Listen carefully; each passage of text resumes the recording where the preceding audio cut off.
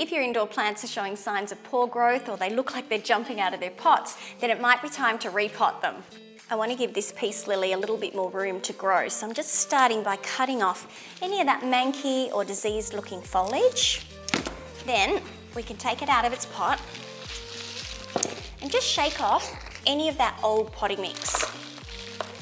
You could also cut back any dead or damaged roots. All right, now let's get it into a bigger pot.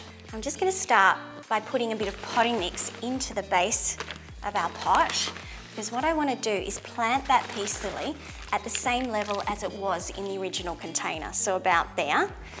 Now you might be interested to know that Scott's Osmocote Premium Potting Mix for indoor plants doesn't contain any compost or pine bark, which are known to shelter pesky fungus gnats, so they won't be a problem.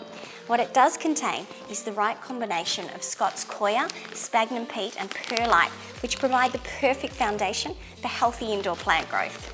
It's also formulated with just the right combination of growth stimulants and trace elements, and includes a dose of Osmocote controlled release fertiliser to keep your indoor plant babies extra happy all season long. Then, to welcome your plant to its new home, give it a good dose with Scott's Osmocote Pour and Feed.